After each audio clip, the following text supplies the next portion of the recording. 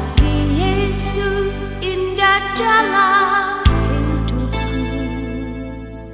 menghiasi hati dan jiwaku.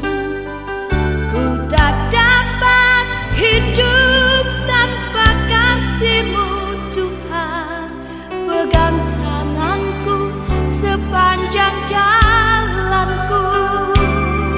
Kasih Yesus indah dalam hidupku, menghiasi hati dan jiwaku. Ku tak dapat hidup tanpa Salam saudara-saudariku yang dikasihi Tuhan. Salam jumpa kembali dalam renungan harian santapan jiwaku. Semoga kita semua dalam keadaan sehat walafiat. Dan hari ini kita diundang untuk merenungkan firman Tuhan yang akan kita dengar dari Injil Lukas bab 4 ayat 38 sampai 44. Marilah kita mendengarkan firman Tuhan. Inilah Injil Yesus Kristus menurut Lukas. Kemudian ia meninggalkan rumah ibadat itu dan pergi ke rumah Simon. Adapun ibu mertua Simon demam keras dan mereka meminta kepada Yesus supaya menolong dia. Maka ia berdiri di sisi perempuan itu lalu menghardik demam itu dan penyakit itu pun meninggalkan dia. Perempuan itu segera bangun dan melayani mereka. Ketika matahari terbenam, semua orang membawa kepadanya orang-orang sakitnya yang menderita bermacam-macam penyakit. Ia pun meletakkan tangannya atas mereka, masing-masing dan menyembuhkan mereka. Dari banyak orang keluar juga setan-setan sambil berteriak, "Engkau adalah anak Allah." Lalu ia dengan keras melarang mereka dan tidak memperbolehkan mereka berbicara, karena mereka tahu bahwa ia adalah Mesias. Ketika hari siang, Yesus berangkat dan pergi ke suatu tempat yang sunyi. Tetapi orang banyak mencari dia, lalu menemukannya dan berusaha menahan dia supaya jangan meninggalkan mereka. Tapi ia berkata kepada mereka, "Juga di kota-kota lain aku harus memberitakan Injil Kerajaan Allah, sebab untuk itulah aku diutus." Dan ia memberitakan Injil dalam rumah-rumah ibadat di Yudea. Demikianlah Injil Tuhan. Saudara-saudari santapan jiwaku yang dikasihi Tuhan, hari ini kita mendengar kisah yang pertama Yesus menyembuhkan mertua dari Simon Petrus. Lalu Yesus menyembuhkan juga banyak orang yang sakit, bahkan yang kerasukan setan. Dan juga ia juga menyembuhkan di beberapa tempat. Dari Injil hari ini kita bisa merefleksikan beberapa poin penting yang akan kita renungkan dan akan menjadi inspirasi kehidupan kita. Yang pertama, hari ini Yesus mau menunjukkan kepada kita, Ia adalah Allah Mesias, yang berarti Ia adalah Allah yang menyelamatkan. Keselamatan yang dinyatakan oleh Yesus adalah keselamatan jiwa dan raga. Itu pada poin yang pertama, keselamatan jiwa dan raga. Dan sebagai Sang Mesias, Ia ingin menyembuhkan kita. Bukan hanya raga kita, fisik kita, tapi Ia menyembuhkan jiwa kita. Jiwa yang telah dikuasai oleh roh-roh jahat, atau jiwa yang telah dikuasai oleh setan. Jiwa yang akan menghancurkan kita dan membawa kita kepada kegelapan. Dan Yesus ingin agar jiwa-jiwa itu diselamatkan. Dan itu kita bisa lihat, kita bisa dengar dalam Injil hari ini. Yang kedua, Yesus hari ini di dalam Injil kita melihat bahwa ketika Ia menyembuhkan, pertama Ia menyembuhkan mereka yang sakit secara raga, yaitu demam, ya kita dengar, dan bermacam-macam penyakit.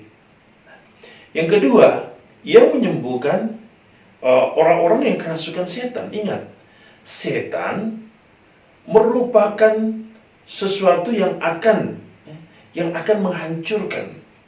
Ia adalah iblis yang akan menghancurkan kehidupan iman kita, jiwa kita, roh kita. Roh kita adalah roh Allah. Namun jika roh di dalam tubuh kita, jiwa dalam tubuh kita telah dikuasai oleh roh jahat atau setan, maka setan itu akan menuntun kita menurut caranya, yaitu cara kegelapan, cara yang tidak membawa kita kepada kebenaran.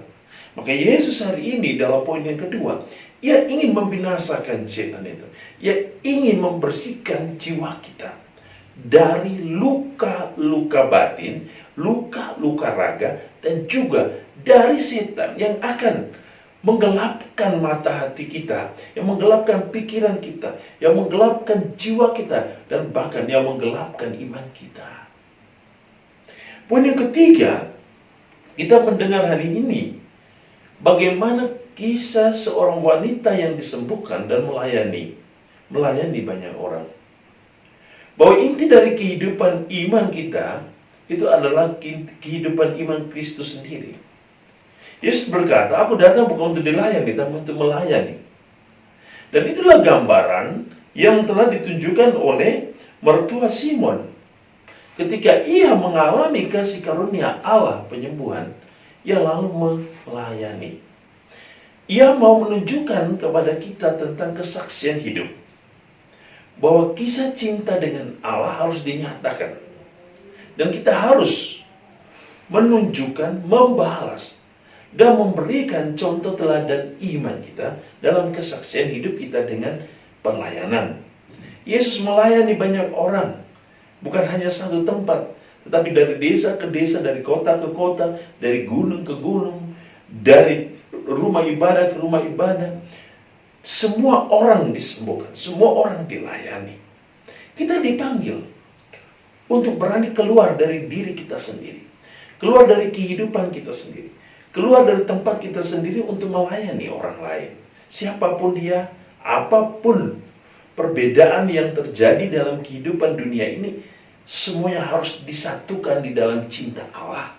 Karena cinta itulah yang akan menyatukan kita kepada surga.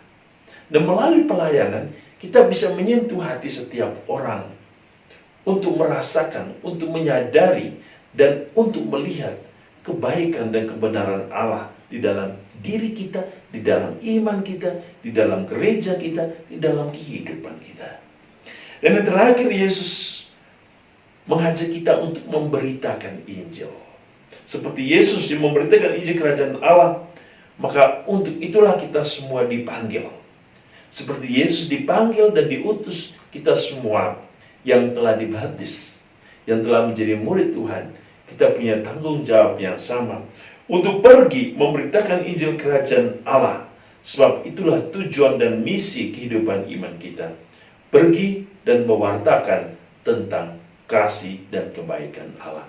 Semoga Tuhan akan selalu memberkati kita dalam seluruh karya hidup kita dengan berkat-Nya yang berlimpah. Dalam nama Bapa, Putra, dan Roh Kudus. Amin.